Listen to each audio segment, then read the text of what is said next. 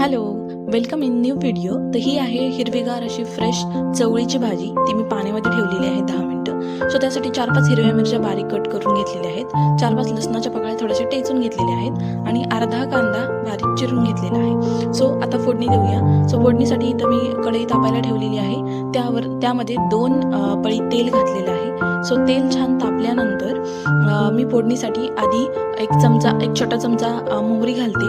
मोहरी छान तडतडल्यानंतर त्यामध्ये जिरं घालून घेते 1 छोटा चमचा. सो जिरा आणि मोहरीची छान फोडणी बसल्यानंतर आपण जो लसणाच्या 4-5 पाकळ्या घेतल्या होत्या टेचून, सो त्या घालून घेते. सो लसणाच्या फ्लेवरनी म्हणजे खूप छान फ्लेवर येतो लसणाने आपल्या पालेभाज्यांना, कुठली पालेभाजी असली तरी. सो या 4-5 मिरच्या ज्या बारीक तुकडे करून घेतले होते, सो त्याही घालून घेते आणि छान परतून घेते. सो गोल्डन असं छान सगळं परतल्यानंतर त्यामध्ये जो आपण कांदा बारीक चिरून घेतला होता तोही घालून घेते.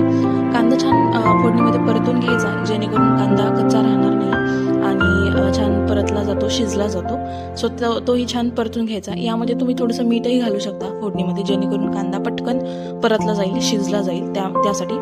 सो त्यानंतर फोडणी छान गोल्डन झाल्यानंतर मी भाजी धुवून कढईमध्ये घातलेली आहे आणि तीही छान परतून घ्यायची आहे, जेणेकरून आपण जी फोडणी केलेली आहे ती फोडणी पूर्ण सगळी भाजीला सगळीकडे मिक्स होईल आणि भाजी ही पटकन शिजेल.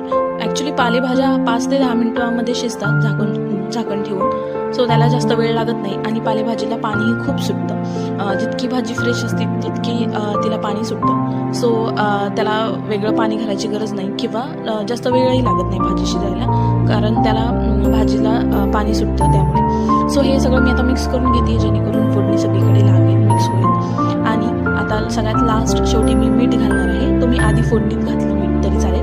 मी भाजीच्या अंदाजानुसार सगळ्यात शेवटी मीठ घालून घेते आणि पुन्हा एकदा सगळं मिक्स करून त्यावरती 10 मिनिटं झाकण ठेवून शिजून घेणार आहे. सो जसं की मी सांगितलं, माझी भाजी एक भाजीची गड्डी होती. सो त्यानुसार मी अर्धा चमचा मीठ घातलेलं आहे. सो भाजीच्या अंदाजानुसार आपण मीठ घालू शकतो आणि 10 मिनिटं झाकण ठेवून जसं की मी सांगितलं मी शिजून घेतलेली आहे. सो इथं भाजी शिजून तयार आहे. कशी वाटली रेसिपी मला कमेंट्समध्ये नक्की सांगा.